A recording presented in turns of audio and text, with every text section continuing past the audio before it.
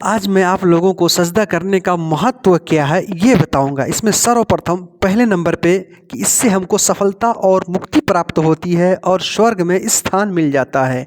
अल्लाह ताला ने फरमाया, या अय्युहल्लज़ीना आमनु रकअू वस्जुदू वअबुदू रब्बकुम वफ़अलुल खैर लअल्लकुम तुफ़्लिहून।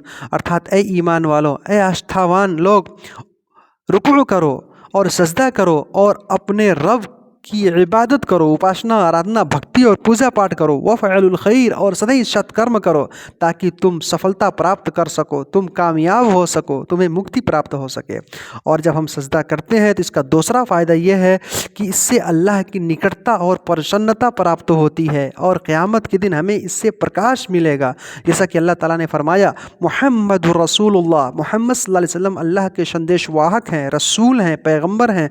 वल्लज़ीना मअहू अशिद्दाउ अलल कुफ़्फ़ार, ये सहाबा जो है अल्लाह के रसूल के साथी लोग, उनकी अल्लाह ताला खूबी बयान कर रहा है, उनकी विशेषता बता रहा है कि जो उनके साथ हैं वो काफिरों के ऊपर बहुत कठोर हैं, बहुत सख्त हैं। रुहमाउ बैनहुम, और आपस में बड़े दयालु हैं, बड़े नम्र हैं। तराहुम रुक्कअन सुज्जदा, आप उन्हें देखेंगे कि वो लोग सदैव रुकू करते हैं, सजदे में रहते हैं और अल्लाह से उसका उदार, उसका अनुग्रह और उसकी निकटता और प्रसन्नता चाहते हैं। सीमाहुम फी वजूहिहिम मिन अथरि सुजूद, और उनके चेहरे के ऊपर, उनकी पेशानी के ऊपर, उनके लीलार पर जो है सजदे की निशानी रहती है। तो हमें क्या पता चला कि हम भी अगर अल्लाह से निकट होना चाहते हैं, अल्लाह की निकटता और प्रसन्नता प्राप्त करना चाहते हैं, तो हमें भी खूब ज़्यादा जो है सजदा करना चाहिए।